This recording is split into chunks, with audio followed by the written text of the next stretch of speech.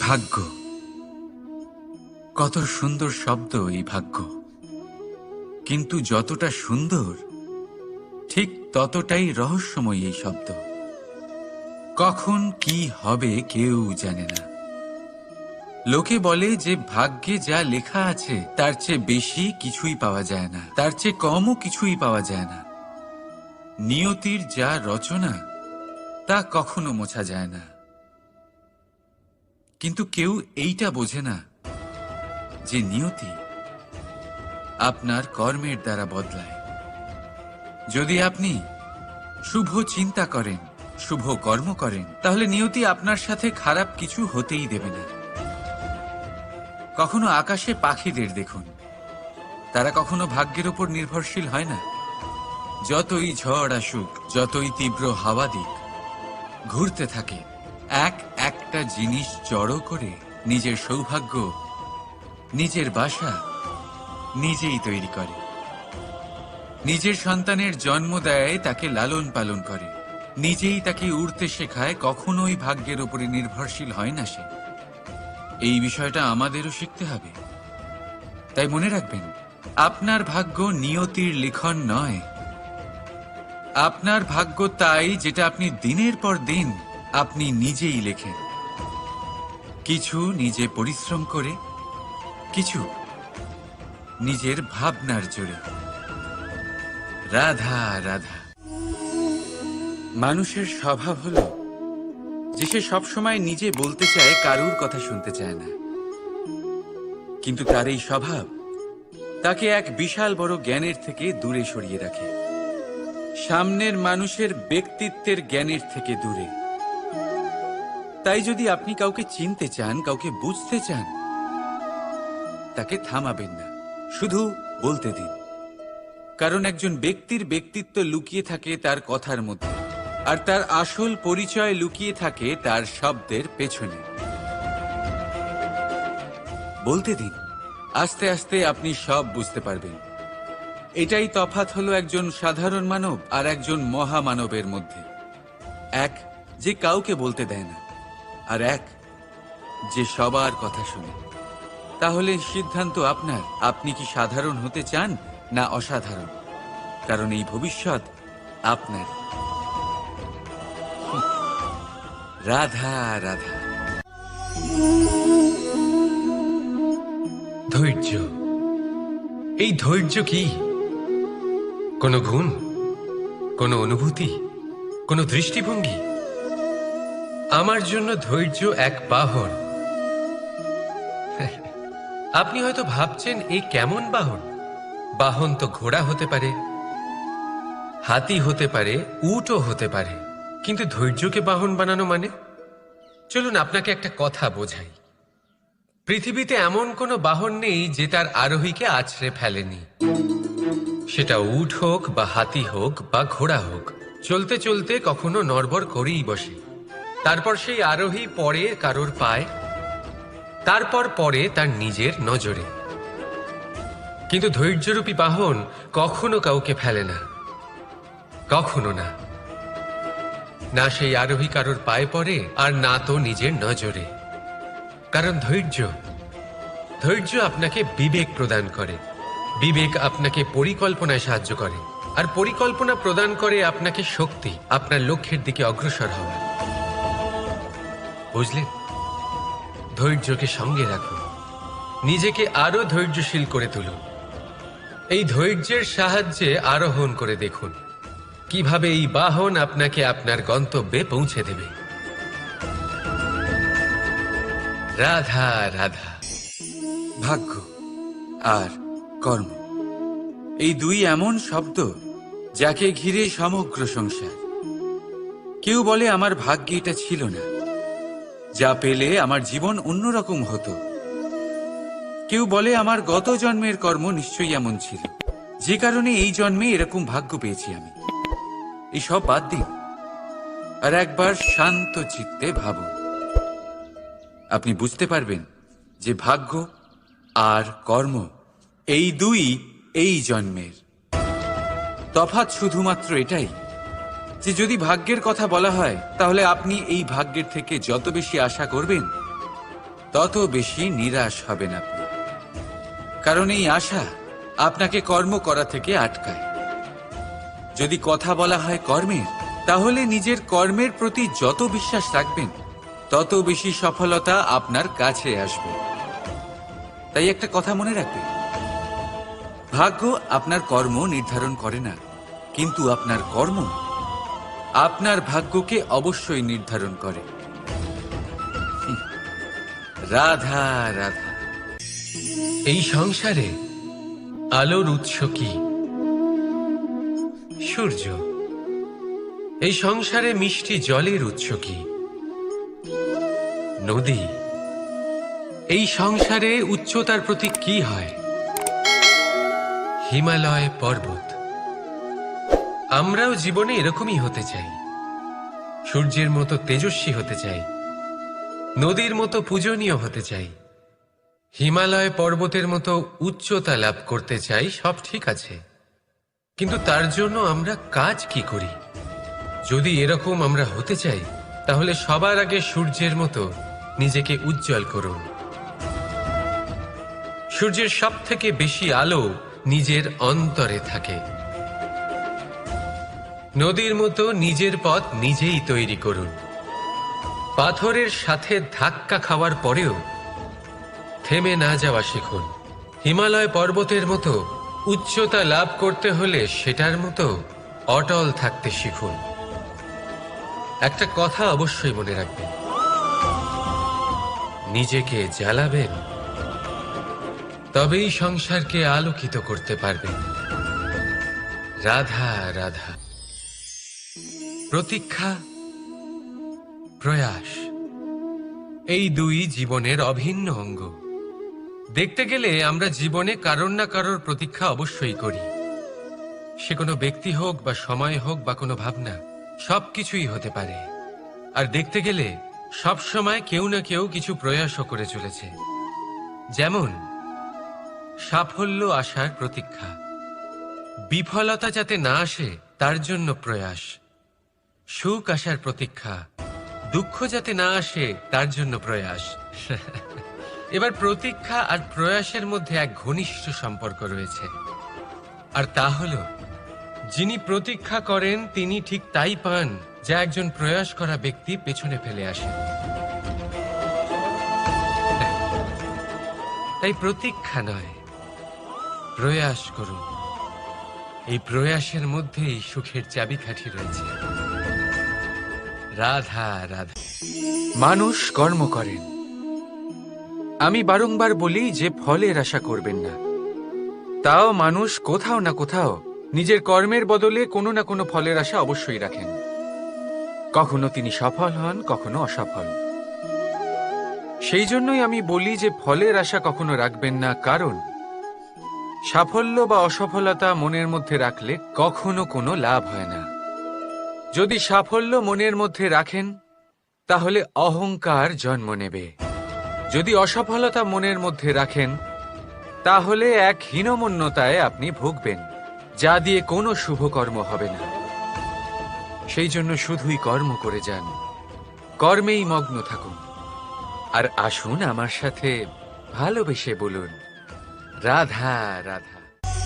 বন্ধু আর শত্রু প্রত্যেকের জীবনের একটা বড় অংশ এর উপরে নির্ভরশীল হয়ে থাকে। আপনার জীবনে সফলতা আর অসফলতাও এর উপরে নির্ভরশীল। কিন্তু এই বন্ধু এবং শত্রুদের খুঁজে পাওয়ার জন্য আপনাদের বাইরে যাওয়ার প্রয়োজন নেই, কারণ এরা স্বয়ং আপনার ভেতরেই আছে। আপনি যদি বিনম্র থাকেন, যদি আপনি নিরন্তর প্রয়াস করতে পারেন, তাহলে আপনার কোনো বন্ধুর প্রয়োজন নেই। যদি আপনার মধ্যে অহংকার থাকে, যদি প্রতি কথায় আপনার মধ্যে ক্রোধ উৎপন্ন হয়, তাহলে আপনার শত্রুর কোনো প্রয়োজনই নেই। নিজের অন্তরের এই বন্ধু ও শত্রুকে চিনুন, আর আমার সাথে ভালোবেসে বলুন, রাধা রাধা। একে চিনতে পারলেন? একে কুঠার বলা হয়।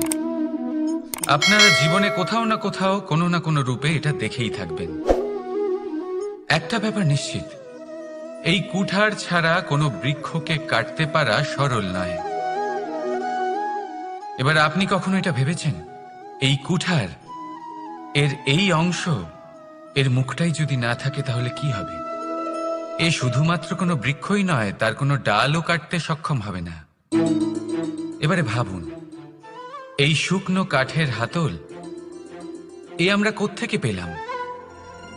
কোনো এক বৃক্ষ থেকেই। সেই ডাল যাকে কেটে ফেলা হয়েছিল এক বৃক্ষকে কাটার জন্য, এই ডালই শস্ত্ররূপে প্রস্তুত। আমাদের জীবনে আমাদের প্রিয়জন, আমাদের আপনজন যখন সময় কখনো কখনো তাদের সঙ্গ না দেয়, যদি তারা দৈন্য দশায় থাকেন, তাহলে তাদের সঙ্গ কখনো ছাড়বেন না। ওনাদের প্রয়োজন শুধুমাত্র মনোবল। তা তাদের দিন, তাদের সাহায্য করা আপনার কর্তব্য। হয়তো তাদের সাথে থেকে আপনার কোনো লাভ হবে না, কিন্তু তাদের দূরে থাকাতে আপনার ক্ষতি অবশ্যই হতে পারে। সর্বদা সাহায্য করুন, সঠিক সময় আসলে তা আপনার সহায়ক অবশ্যই হবে। রাধা রাধা। আমাদের মধ্যে বেশিরভাগ মানুষেরই এই অভিযোগ থাকে যে মানুষ তখনই আমাদের স্মরণ করেন যখন সেই সময় আসে যখন আমাদেরকে প্রয়োজন হয়, যখন কোনো কাজ থাকে। যখনই এই সময় পেরিয়ে যায়, তাদের কার্যসিদ্ধি হয়ে যায়, তারা আমাদের থেকে দূরে চলে যান, ভুলে যান আমাদের। এবার এই বিষয়ে ভেবে খারাপ অবশ্যই লাগে। এই পরিস্থিতিকেই অন্য এক দৃষ্টিভঙ্গি দিয়ে দেখার চেষ্টা করুন। মনে রাখবেন, মানুষ প্রদীপের সন্ধান তখনই করেন যখন তার জীবনে অন্ধকার থাকে। আপনি প্রসন্ন হয়ে উঠুন, কারণ আপনার কাছে সেই সুযোগ আছে যে কারোর জীবনে প্রকাশের কিরণ আনতে পারছেন, কাউকে সঠিক পথ দেখাতে পারছেন, কারোর সহযোগিতা করতে পারছেন, এই পুণ্য অর্জন করতে পারছেন। কারোর থেকে কোনো আশা রাখার দরকার নেই। যার আপনাকে যতটা প্রয়োজন তাকে ততটাই সাহায্য করুন, ততটাই সবাইকে প্রেম বিতরণ করুন। আর এই প্রেমের ভাব নিয়েই আমার সাথে বলুন, রাধা রাধা। এটা সেই নৌকার প্রতিরূপ যা আমাদের নদী পার করায়। এবার বিষয়টা একটু ভেবে দেখুন, সেই বিশাল নৌকা যা আমাদের নদী পার করায়, সেটার নির্মাণ নদীতে নয়, ডাঙায় হয়। আর যদি আমরা এটাকে নদী অবধি পৌঁছতে চাই, তাহলে আমাদের দরকার পড়ে কোনো গরুর গাড়ির অথবা ঘোড়ার গাড়ির। তার সাহায্যে একে বহন করা হয়। এবার পথে যদি কোনো জলধারা আসে, কোনো নদী আসে, আর সেটাকে পার করতে হয়, তাহলে তখন সেই নৌকার ওপরে গাড়ি রাখা হয়, তারপর তাকে পার করা হয়। অর্থাৎ এই যাত্রা দুজনের সংযোগ ছাড়া সম্পূর্ণ হতেই পারবে না। সেই জন্যই এই প্রবাদ আছে, কখনো নৌকা তো কখনো গাড়ি। আমাদের সম্পর্কের মধ্যে অতি আবশ্যক, আমাদের সম্পর্কের মধ্যে অত্যন্ত গুরুত্বপূর্ণ হল সংযোগ। সবসময় একসাথে চলা, সংযোগ স্থাপন করা। সবসময় সুখী থাকবেন। রাধা রাধা। পুস্তক, পুস্তক থেকে আমরা কি না শিখতে পারি। জ্ঞান হোক, বিজ্ঞান হোক, ইতিহাস হোক, সব শিখতে পারি। কথায় আছে, একটা ভালো পুস্তক, একটা ভালো গ্রন্থ পাওয়া তা 100 ভালো বন্ধু পাওয়ার সমান। কিন্তু যদি একটা ভালো বন্ধু পাওয়া যায়, তাহলে তা গোটা গ্রন্থাগারের সমতুল্য। সে আপনাকে কর্মের বিষয়ে জ্ঞান দেয়, সাফল্যের রসায়ন শিক্ষা দেয়, সে আপনাকে ইতিহাসে অমর করে রাখবে। শুধু তাই নয়, সে আপনাকে শুধু পথই দেখাবে না, সেই পথে আপনার সাথে সঙ্গী হয়ে চলবে সে। সেই জন্য জীবনে যদি কোনো ভালো বন্ধুকে পাশে পান, তাহলে তাকে আপন করে রাখবেন, তাকে সামলে রাখবেন, জীবন সহজ হয়ে যাবে। রাধা রাধা। বর্ষা ঋতু শুরু হলেই পাখিদের মধ্যে চাঞ্চল্য বেড়ে যায়। আর সেটা হবে নাই বা কেন? বাসা ভেঙে যায়, বৃক্ষ ভেঙে পড়ে, প্রত্যেক পাখি তার থাকার জন্য একটা নতুন জায়গার, একটা ছায়ার, একটা ছাদের খোঁজে থাকে। শুধু একটা পাখি এসব কিছুই করে না। না তো তার এসব সমস্যা নিয়ে কোনো চিন্তা থাকে, না কোনো দরকার পড়ে। আর সেই পাখি হলো বাজ। সেই সব সমস্ত ছোটখাটো সমস্যার থেকে অনেক দূরে ওপরে উড়ে বেড়ায়, মেঘের থেকেও অনেক উঁচুতে। তাই এই সব ছোটখাটো সমস্যা যা আপনার জীবনে এসে থাকে, এই সব নিজের চারপাশকে ঘিরতে দেবেন না। নিজের চিন্তা ভাবনাকে অনেক উঁচুতে রাখুন। আপনার সমস্ত সমস্যা নিজে থেকেই নিচে চলে আসবে। রাধা রাধা। আপনি কখনো কোনো ইঁদুর দেখেছেন? তার সবসময় কিছু না কিছু চাই, ঠোকরাতে থাকে সারা দিন সারা রাত। কখনো আপনার রান্নাঘর থেকে কিছু নেবে, তো কখনো ভাড়ার ঘর থেকে কিছু নেবে। কখনো আপনার জামা ছিঁড়বে, কিছু তুলে নিজের গর্তে নিয়ে চলে যাবে। কিন্তু আপনি দেখুন, সে কখনোই সন্তুষ্ট হয় না, ওর পেট কখনোই ভরে না। ঠিক তারই বিপরীত হল নদী। কারোর থেকে কিছুই নেয় না, শুধুই দান করে। নিজের জল এই প্রকৃতিকে বিলিয়ে দেয়, এই ধরাকে ভিজিয়ে বয়ে চলে, এই প্রকৃতিকে একটা নতুন জন্ম দেয়। আর এই নদী যে সবসময় শুধুমাত্র দান করে, আপনি দেখবেন এই নদী কখনোই খালি হয়ে যায় না। এটা থেকে আপনি কি শিখলেন? যে সবসময় ছিনিয়ে খায়, সে সবসময় অভুক্তই থাকে। যে ব্যক্তি সবসময় সবাইকে দান করে, তাকে এই ক্ষুধা কখনোই জ্বালায় না। যে ইঁদুর যে সবসময় ছিনিয়ে খায়, একলা হয়ে যায়, তার শত্রু তৈরি হয়। সেখানেই নদী যে সবসময় সবাইকে দান করে, তাকে মানুষ মা ভেবে তার পুজো করে। তাই ছিনিয়ে নয়, দান করাতে বিশ্বাস রাখুন। আর আসুন আমার সাথে ভালোবেসে বলুন, রাধা রাধা। কোনো ব্যক্তির ব্যক্তিত্ব কিভাবে তৈরি হয়? আপনার কি মনে হয় যে ব্যক্তি জন্ম থেকে তার স্বভাব নিয়ে জন্মায়? নাকি আপনার মনে হয় যে এই প্রকৃতি ব্যক্তির জন্য তার নিয়তি রচনা করে? না, এরকম একেবারেই হয় না। আমি আপনাকে বোঝাচ্ছি। যখনই বৃষ্টি পড়ে, কোনো বিন্দুর দিকে দেখবেন। এবার এই বিন্দু যেখানে পড়ছে তার উপরে নির্ভর করছে তারপর কি হবে। যদি এই বিন্দু পড়ে কোনো ক্ষেতের ওপরে, তাহলে কোনো নতুন ফসলের জন্ম দেবে। যদি সে গরম কড়াইতে পড়ে, তাহলে বাষ্পীত হবে। যদি সে কোনো সাপের মুখের ভেতরে পড়ে, তাহলে বিষ তৈরি হবে। ঝিনুকের ভেতরে পড়লে মুক্তো তৈরি হবে। যদি কোনো পাতার ওপরে পড়ে, তাহলে শিশির তৈরি হবে। একই বিন্দু, কিন্তু তার সঙ্গত তার ভবিষ্যৎ এবং ব্যক্তিত্ব নির্ধারণ করবে। এবার এটা তো শুধুমাত্র এক বিন্দু, তার কাজ হলো শুধুমাত্র পড়া। কোথায় সেটা সেও নির্ধারণ করতে পারে না। কিন্তু আপনি হলেন মানুষ। আপনি বাছাই করতে পারবেন যে আপনার সঙ্গী কারা হবে, কাদের সাথে আপনি মেলামেশা করে বড় হবেন। তাই তা ভালোভাবে করুন, কারণ এই নির্বাচন আপনার হাতে। কারণ এই জীবন আপনার, ভবিষ্যৎ আপনার। এবার আপনি মহান হতে চান কি না, তার নির্ণয় আপনাকেই করতে হবে। আসুন আমার সাথে ভালোবেসে বলুন, রাধা রাধা। সুরক্ষা প্রত্যেক ব্যক্তির জন্য গুরুত্বপূর্ণ, কিন্তু এটাই মানুষের সবথেকে বড় শত্রু। কিভাবে? ভেবে দেখুন। একজন মানুষ যখন একটা সুরক্ষিত পরিবেশে থাকে, তখন তার মধ্যে আলস্য চলে আসে।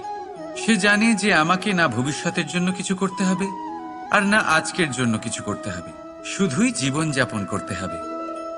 এই সুরক্ষা কবচ থেকে বাইরে বেরোনো অত্যন্ত জরুরি। ভাবুন, পাখি যে তার সন্তানকে জন্ম দেয়, কিছুদিন পরে তাকে তার বাসা থেকে বের করে দেয়। কেন? যদি এরকম না করে, তাহলে সেই সন্তান জীবন কাটাতেই শিখবে না। যদি তাকে ডাল থেকে নিচে না ফেলে দেয়, সেই সন্তান উড়তেই শিখবে না। তার পাখনা শক্তিশালী হবেই না।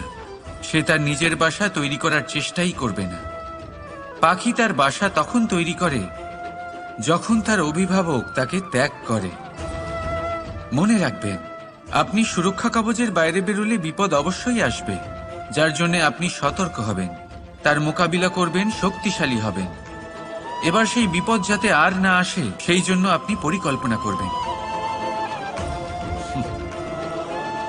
তাই যদি আপনি নিজের বিকাশ চান, তাহলে যখনই আপনার মনে হবে যে আপনি একটা সুরক্ষিত পরিবেশে রয়েছেন, সুরক্ষিত কবচের মধ্যে রয়েছেন, তখন সেখান থেকে বাইরে বেরোন।